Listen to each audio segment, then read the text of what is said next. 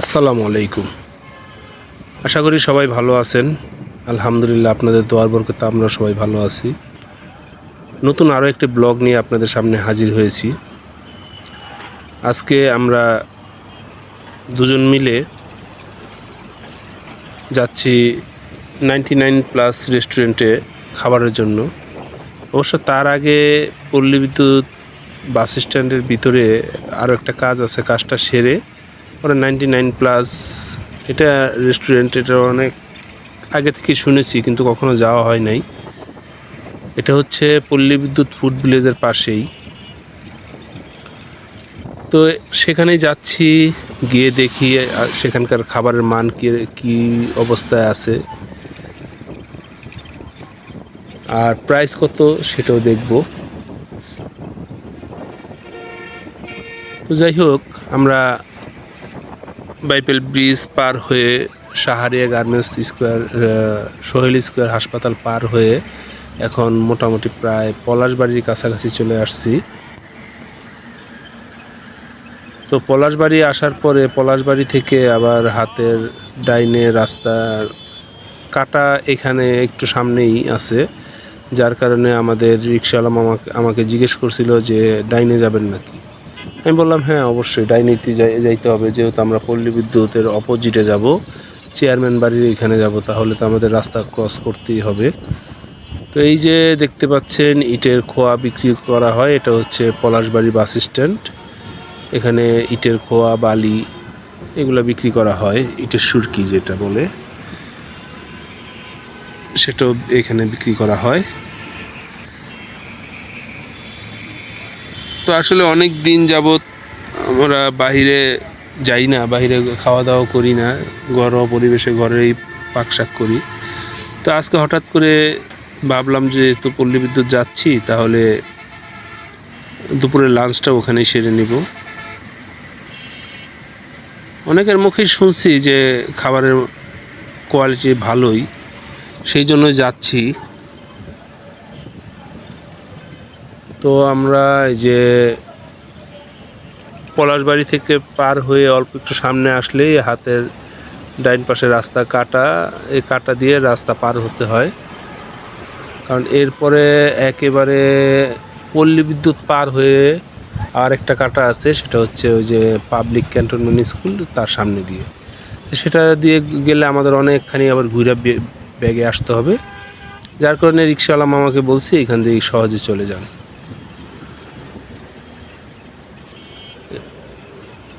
এই যে দেখতে পাচ্ছেন এই কাটা দিয়ে রাস্তা ক্রসিং করতে হয়, রাস্তা রিক্সা নিয়ে এই পার থেকে ওপারে যেতে হয়, এখান দিয়ে চলে যাচ্ছি আমরা।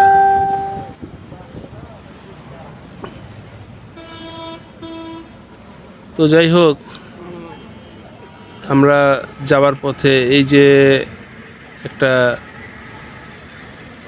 বিল্ডিং, অলিম্পিয়া সুপার মার্কেট, এটা বিগত 5-7 বছর যাবত এভাবেই পড়ে আছে। এটা আসলে এখনো কোনো দোকান বুকিং হয় নাই। দোকান বুকিংয়ের বাজেটও খুব কম, রেট খুব কম। এখানে 1 লক্ষ টাকা দিলেই দোকান বুকিং দেয়া যায়, কিন্তু আসলে কেন চালু হচ্ছে না জানি না। এটা হচ্ছে একটা সরকারি স্কুল।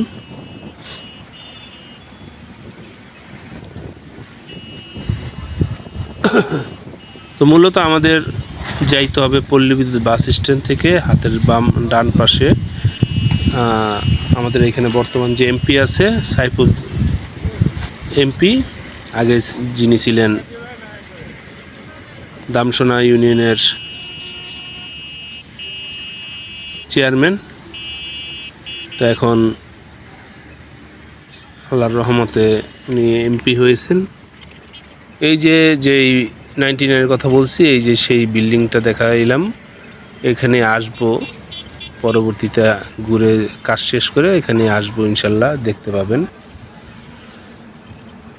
তো আমরা একেবারে পল্লী বিদ্যুতের কাছাকাছি চলে আসছি। যাই হোক ভিউয়ার্স, এই যে 99-এর দোকান, 99 রেস্টুরেন্ট, যেটা আমরা ভিতরে প্রবেশ করেছি। কিন্তু ভিতরে প্রবেশ করে আমি তো আসলে রীতিমতো হতবাক হয়ে গেছি। আমরা মাঝখানে যে টেবিলগুলো আছে সেখানে আমরা আমরা যেহেতু স্বামী স্ত্রী বয়স্ক মানুষ, আমাদের একখানে হইলেই হয়। কিন্তু সবচাইতে অবাক হয়েছি সেটা হচ্ছে হাতের ডান পাশে বাম পাশে যেই টেবিলগুলো দেখতে পাচ্ছেন, এগুলোর ভিতরে সিঙ্গেলভাবে মানে এক সাইডেই প্রেমিক প্রেমিকা, মানে কি বলবো, মানে ওদের এত উচ্ছৃঙ্খল, এটা মানে ছোটোখাটো রেস্টুরেন্টে সম্ভবত হয়, এই জন্যই ওরা এখানে আসে। মানে বেহায়াপনা কাকে বলে, সেই বেহায়াপনা যা হয় সব এই রেস্টুরেন্টের ভিতরে। এই যে দেখছেন যে এই ছেলেটা খাচ্ছে, তার পাশে একজন আছে, এই পাশে ছেলেটা, তার ওই পাশে মেয়ে আরেকটা আছে। সামনে যে টেবিলগুলো দেখছেন, প্রতিটা টেবিলেই মানে একজন ছেলে একজন মেয়ে। এখন মানে এমন একটা অবস্থা, কি বলবো আর। এমনি ডেকোরেশনগুলো খুব সুন্দর করছে, ভালোই করছে, কিন্তু এই যে এখানে স্কুলের দুইটা ছাত্রী, ওরা এখানে ডিনার করতেছে, সরি লাঞ্চ করতেছে। তো মানে এখানে যারা জোড়া জোড়া আসে তারা এতই উচ্ছৃঙ্খল হয়। যাই হোক, আমাদের খাবার দাবার দিয়েছিল, খাবার দাবারও শেষ। আমাদের খাবার আইটেমের ভিতরে আমরা ফ্রাইড রাইস নিছি এবং দুইটা ফ্রাইড রাইসের সাথে দুইটা চিকেন দিছে আর সালাদ দিছে। মোটামুটি আলহামদুলিল্লাহ, বলে খারাপ না, খাবারের মান ভালোই আছে। রেস্টুরেন্টটা মানে অল্প জায়গার ভিতরে খুব পরিপাটিভাবে সাজানো আছে। কিন্তু সবচাইতে আশ্চর্য আমার ওই একটা জিনিসই লাগছে, সেটা হচ্ছে কি আর বলবো, মানে নিজ চোখে যেটা দেখছি, এটা যদি আমি আগে বুঝতাম তাহলে এখানে ঢুকতাম না, আসলেই সত্য কথা। কিন্তু ঢোকার পরেও মনে করেন যে আমি আপনাদেরকে দেখাইতে পারলাম, যদি এরকম কেউ আসতে চান এখানে, তাহলে আমি বলবো এখানে মানে সামাজিকতা বজায় রাখা খুব কষ্ট। এখানে যারা নষ্টামি করার জন্য আসে তারাই এখানে মূলত আসে। কিন্তু একটা সামাজিক পরিবেশ, যেটা সামাজিক পরিবেশে যে আমরা সাধারণ মানুষ যাব, সেটার আসলে ভাষা নাই। তো যাই হোক, আমরা খাওয়া দাওয়ার শেষ করে, আমাদের অনেক আগে হয়তো তারা গেছে, কিন্তু তারা এখনও বের হয়নি, আমরা দুজনেই বের হয়ে গেছি। আমাদের মানে এগুলা দেখতে ভালো লাগছে না। ইয়াং বয়সের ছেলে মেয়ে এখানে, 18-19 বছরের ছেলে মেয়ে এখানে, এগুলা মানে কী বলবো, এখন বাপ মা হয়তো তাদের মেয়েকে ওইভাবে স্বাধীনতা দিয়ে দিছে, যার কারণে ওরা এগুলো করতেছে। সেটা আমার মাথা ব্যথা না, কিন্তু মাথা ব্যথা হচ্ছে এখানে তো শুধু তারাই যে খাবে তা তো না, এখানে তো ভালো মানুষ খাইতে আসতে পারে। তো ভালো মানুষের খাইতে আইসা যদি তারা পরিবার পরিজন নিয়ে আসে, তাহলে তাদের কি অবস্থা হবে? তারা মানে পরিবার পরিজনের সন্তানাদির কাছে তারা লজ্জিত হবে। ইয়াং জেনারেশনগুলা এখন বর্তমানে ওদের প্রেম হচ্ছে মানে শরীর নিয়ে প্রেম, আসলে মন থেকে কোনো প্রেম নাই, ভালোবাসা নাই। তো যাই হোক, আমরা খাওয়া দাওয়া শেষ করে এখানে একজনের 180 টাকা করে নিছে, দুজনের জন্য আমরা 360 টাকা বিল দিছি এবং টিপস দিছি 20 টাকা। খাওয়া দাওয়া শেষ করে বিল পরিশোধ করে এখন আমরা আবার আমাদের বাড়ির পথে হাঁটতেছি। এখান থেকে রিক্সা নিয়েছি, রিক্সা নিয়ে একবারে বাড়ির সামনে যাব। তো পরিজনের কাছে আমার একটাই বিনীত আবেদন, যাদের এরকম ইয়াং বয়সের ছেলে এবং মেয়ে আছে, বিশেষ করে মেয়েদেরকে একটু আপনারা সেভে রাখবেন। কারণ একটা পুরুষের, একটা ছেলে মানুষের, ওর তো ওর কোনো সমস্যা নেই, কিন্তু একটা মেয়ের কলঙ্ক, সেটা সারা জীবনের জন্য। এখন আমাদের দেশে যে এত আজাব গজব যা কিছু হচ্ছে, আসলে কি বলবো, সেগুলার মানে পাপের কারণেই তো এগুলো হচ্ছে। এই যে দেখেন এত গরম সারা বিশ্বের ভিতরে, এগুলো কি কারণে?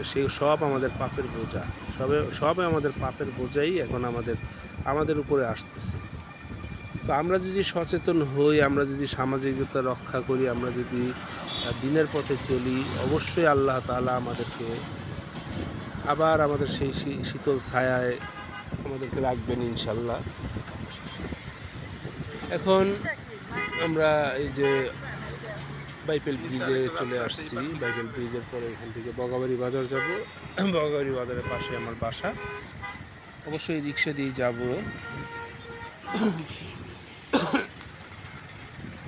তো যেটা বলছিলাম আসলে মানে আমরা যদি সবাই আস্তে আস্তে আল্লাহর দিকে অগ্রসর হই, আল্লাহর পথে অগ্রসর হই, রাসূলের দেখানো পথ অনুসরণ করে চলি, আশা করি আল্লাহ তাআলা আমাদের প্রতি খুশি হয়ে আমাদেরকে আবার শান্তিদায়ক পৃথিবী দিবেন। সারা বিশ্বের ভিতরেই যুদ্ধ চলতেছে এখন, জানেন আপনারা, কিন্তু আমাদের বাংলাদেশের যুদ্ধ না থাকলে কি হবে? আমাদের বাংলাদেশে পাপাচারে ভরা। আপনি যেখানেই যাবেন শুধু পাপাচার আর পাপাচার। আপনি সামাজিকতা রক্ষা করার জন্য আপনি পার্কে যান, সেখানে অশ্লীলতা। আপনি সিনেমা হলে যাবেন, সেখানে অশ্লীলতা। আপনি ছোটোখাটো রেস্টুরেন্টে যান, অশ্লীলতা। রিক্সার ভিতরে অশ্লীলতা, সিএনজির ভিতরে অশ্লীলতা, বাসের ভিতরে অশ্লীলতা। অশ্লীলতা ছাড়া কোনো কিছুই নেই। তা আমরা যদি সবাই একটু সচেতন হই, তাহলে আশা করি সুন্দর একটা দেশ গড়তে পারবো, সুন্দর একটা সমাজ গড়তে পারবো। যাই হোক, এই যে বাইবেল ব্রিজ, আমরা রাস্তা পার হয়ে এখন বগাবাড়ির উদ্দেশ্যে যাচ্ছি। রাস্তা একটু মোটামুটি হালকা পাতলা, যেহেতু এটা চতুর্দিকের রাস্তার মোড়, এখানে একটু জ্যাম লাগতেই পারে স্বাভাবিক।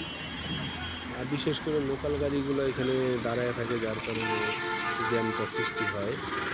এই যে আশুলিয়া ক্লাসিক যেটা দেখতে পাচ্ছেন, আশুলিয়া স্মার্ট ক্লাসিক এখন করছে। এটার কয়েকটা নাম এই পর্যন্ত আমি দেখলাম যে চেঞ্জ হয়েছে।